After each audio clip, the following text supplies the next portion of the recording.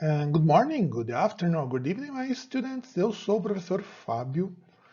E bom, gente, hoje, devido a alguns probleminhas técnicos, não vai ter minha cara aqui apresentando, vou ter parte em vídeo, vai ser só uma explicação junto com um PowerPoint. E bom, nessa revisão eu vou falar um pouquinho sobre conditionals. Eu tenho vários vídeos sobre conditionals, eu aconselho que vocês reassistam caso vocês tenham muita dúvida sobre detalhes. Aqui eu vou falar do mais básico, do mais rasteiro sobre conditional. Então, para a gente poder começar a falar um pouquinho de conditional, eu preciso que vocês tenham noção, isso pelo menos para mim é muito importante, sobre os tempos verbais simples e os tempos verbais perfeitos. Isso ajuda bastante. Caso vocês tenham alguma dificuldade, eu aconselho vocês a assistirem, tem 2 vídeos sobre isso. Então vamos começar.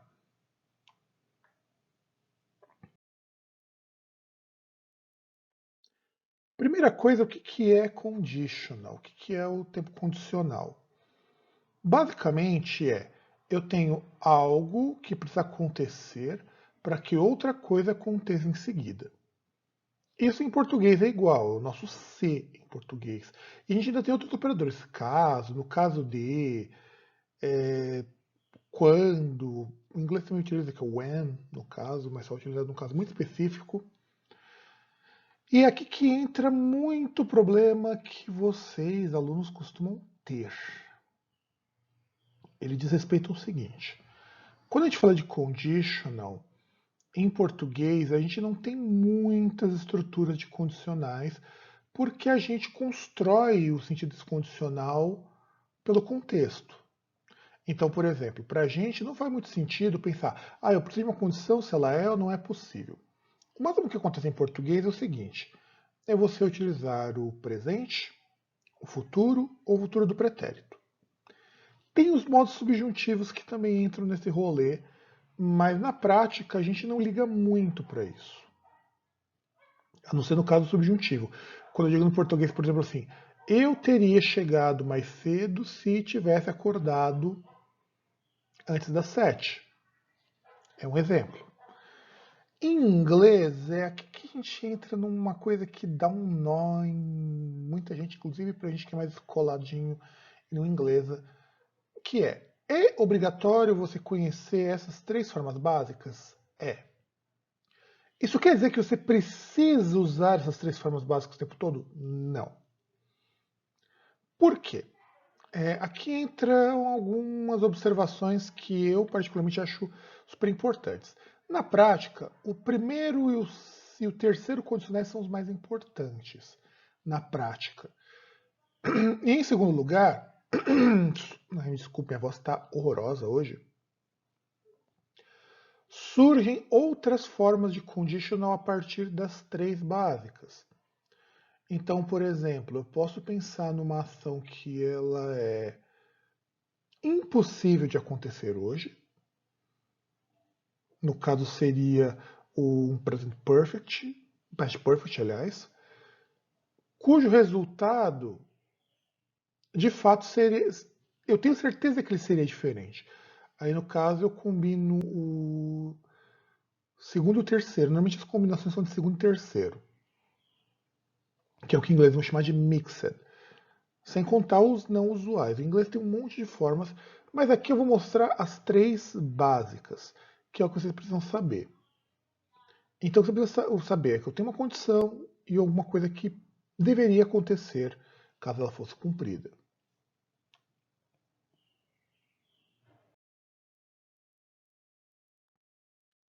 Vamos começar com essa daqui, que é chamada condição zero.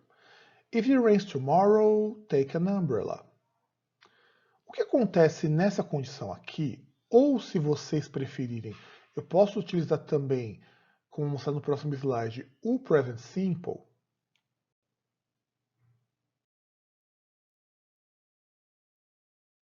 O que acontece aqui é o seguinte: para muita gente não existe um condicional zero.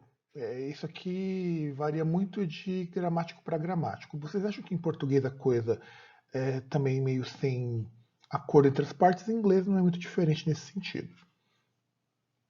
Por quê? Porque na verdade não é exatamente uma condição, são fatos. Ou não existe a possibilidade disso não acontecer, ou disso acontecer se eu pensasse que é negativa.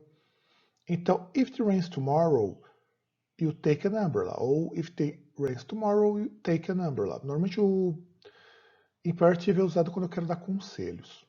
Então, assim, o que eu estou dizendo aqui? Se chover amanhã, você pegue, você utilize um guarda-chuva.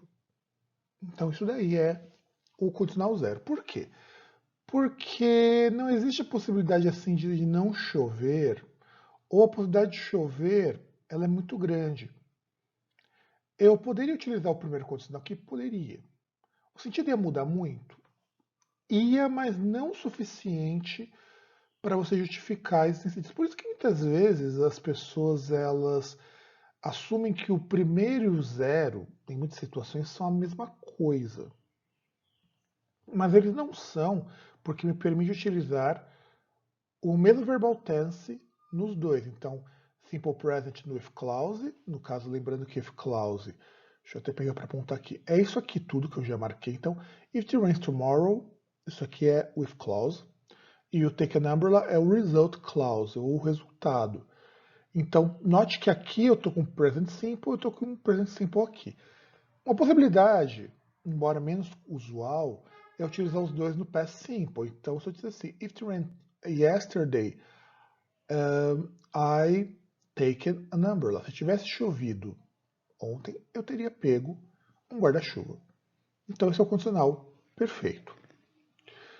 O condicional zero, aliás, o condicional zero que não tem nada para ser acrescentado. Ele não existe a possibilidade de não ocorrer, ou ainda eu utilizo para dar conselhos para as pessoas.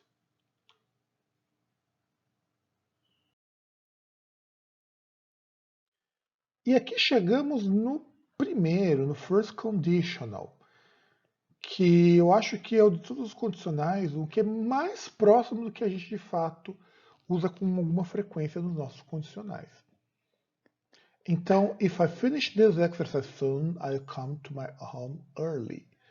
Então, se eu terminar esses exercícios logo, eu chegarei na minha casa mais cedo. Ou cedo, no caso, pode ser earlier, mas tudo bem. No first conditional, a gente trabalha com o que a gente chama de algo que é possível de acontecer. E para isso eu tenho duas possibilidades. Ou eu vou utilizar isso aqui. A primeira coisa que eu tenho que utilizar isso aqui sempre no present simple. Sempre. O meu resultado, meu result clause, ela vai ter que estar no simple future. Isso é obrigatório. Então, por quê? Porque eu estou lidando com algo que é possível acontecer hoje. Por isso que é chamado de condicional possível, possible conditional.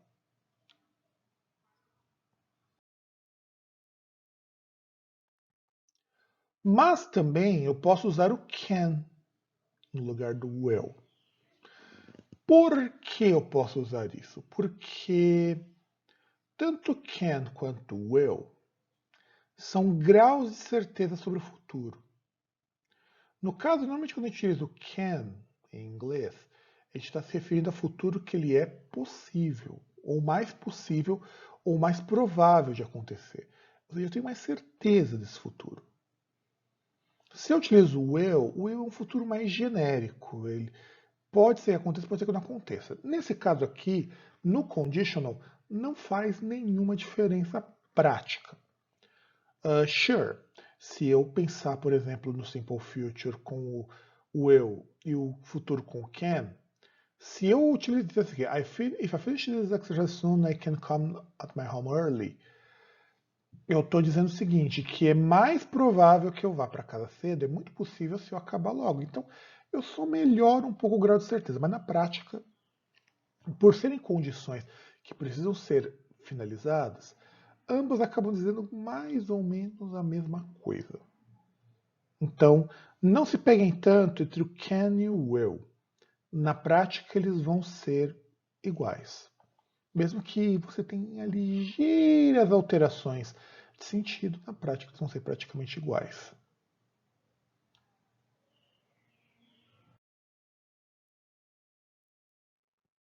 Agora vamos lidar com o second conditional. If I had $1 million, I would buy a mansion. Então, quando eu trabalho com second conditional, eu estou falando de uma coisa que ela é o que a gente chama de situação improvável. Improvável quer dizer, não é possível que aconteça logo, que aconteça agora, mas existe ainda uma chance de acontecer. Então, se eu tivesse $1 milhão, eu compraria uma mansão. Quando eu coloco isso daqui, eu estou dizendo que ainda é possível, embora não muito provável, que eu tenha $1 milhão. Então, essa condição a gente estabelece normalmente em inglês para dizer o seguinte: olha, no momento não rola, mas quem sabe? Isso não quer dizer que a situação seja possível completamente, só que ela não trabalha com a parte da hipótese. Então, é um pouco mais fácil isso. E é meio traiçoeiro, como eu até vi numa explicação um tempo atrás, quando a gente pensa que isso daqui, aliás, como tudo conditional, ele se refere ao tempo presente. Ele não se refere a passado. Ele se refere à condição pensando em hoje. Por isso que pensando nos verbal tenses que a gente conhece, os conditionals eles são um bocado traiçoeiros, porque a gente tende muito a pensar que eu estou falando do presente, então eu estou falando de verbos no presente, mas não obrigatoriamente. E para fazer o condition, eu posso usar o would, eu posso usar o could no result clause. Tem diferença? Também não tem. Por que, que eu posso usar could? Vou até colocar um exemplozinho aqui com could.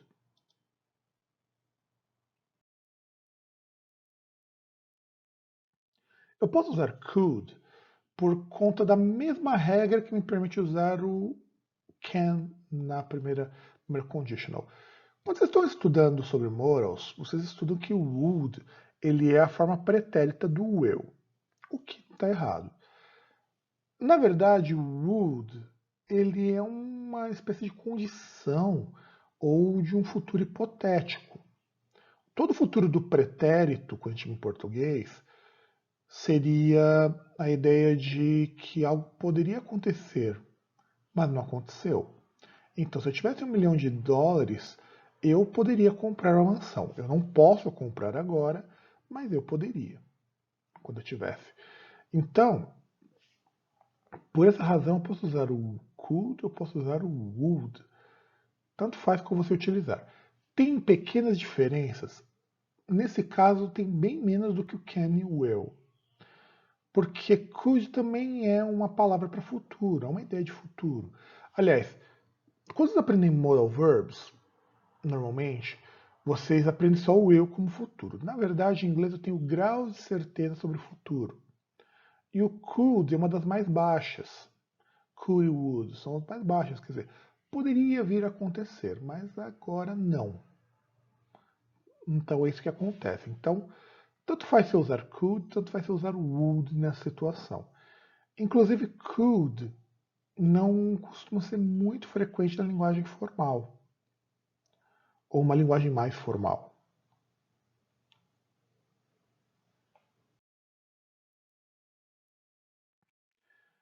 E aí nós temos o third conditional. É aquilo que não há nenhuma possibilidade disso acontecer hoje. Não há, não há, não há. É o que a gente chama de impossible conditional, porque trabalha com uma situação que ela é impossível. Por que ela é impossível? Porque essa situação já ocorreu no passado. Ou que poderia engatilhar aquilo ali. Então, eu não posso voltar no tempo para corrigir isso. Então, para isso eu preciso me ater que o meu if clause utiliza o past perfect. E meu result é o would ou could, mais o have, mais o particípio. É a junção do would e could mais o present perfect. Então, na prática, vocês vão ter, a gente tem inclusive chamado em inglês de conditional perfect. Vocês vão ter o chamado condicional perfeito. Então, eu tenho I hadn't eaten too much. If I hadn't eaten too much. Se eu não tivesse comido tanto, I wouldn't have been so sick. Eu não teria ficado tão enjoado. Na prática, eu estou enjoado pra caramba hoje, porque eu comi muito lá atrás, lá no passado. Então, essa é a ideia que eu estou expressando aqui.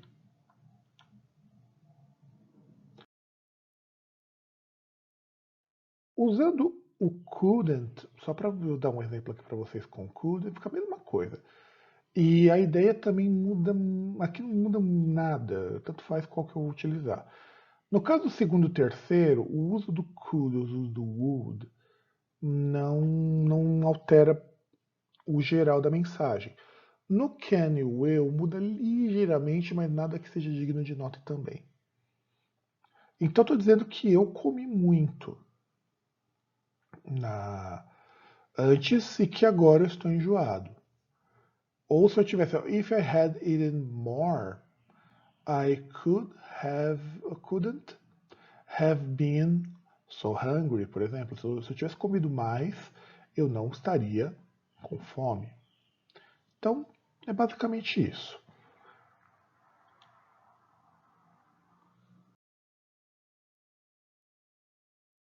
E para ajudar vocês, eu fiz um share sheet com algumas explicações aqui. Vocês podem tirar um print, vocês podem pegar para rever isso daqui. É uma tabelinha bem simples de conditional para facilitar o rolê. Então, zero conditional é a ação que elas acontecem de qualquer maneira, tanto que por isso que eu posso usar o when no lugar do if, no if clause. Então, o if clause é sempre no present simple. E result é no present simple ou no imperative quando eu for dar um conselho, dar uma dica, alguma coisa do tipo. O first conditional são ações que elas são possíveis de acontecer hoje. Então, o if clause é sempre no present simple e o result clause ele utiliza o simple future ou utiliza o can mais o verbo principal. Então a gente não muda. Na verdade, simple future é will mais verbo principal, mas eu coloquei simple future só para vocês lembrarem como isso funciona. O second conditional são ações que não são possíveis de acontecer no tempo presente, mas elas não são impossíveis, não é improvável que aconteça. Para isso eu utilizo um past simple no meu if clause, e eu no result clause eu would mais o ou could, tanto faz, mais o verbo principal. E o third conditional, ele é a ação que de jeito nenhum vai acontecer. Então, por quê? Porque eu não posso voltar no passado, eu não posso mudar o passado. Ou eu também trabalho com hipóteses. É uma hipótese, hipoteticamente seria isso, mas por enquanto não é. Então eu utilizo sempre o past perfect para o meu if clause e meu would ou could, tanto faz, mais o have, mais o main verb no participo passado. Aqui eu não coloquei no cheat sheet, eu coloquei até esqueci colocar. O verbo principal aqui ele precisa estar no past participle, que estava no PowerPoint anterior. Então, não esqueça que esse main verb tem que estar no past participle para que isso aqui faça sentido. Então é isso, gente. Espero que vocês tenham gostado dessa revisão e tenham aproveitado para rever alguns conceitos. Se tiverem algumas dúvidas sobre os tempos simples, eu tenho revisão de tempos simples. Aconselho que vocês assistam. Eu tenho dificuldade com relação ao past perfect, o present perfect, ou coisa do tipo. Tem uma revisão de tempos perfeitos também. Revejam os dois para que vocês consigam pegar isso aqui relacionado ao conditional. Então, um grande abraço para todo mundo e nos vemos na próxima aula.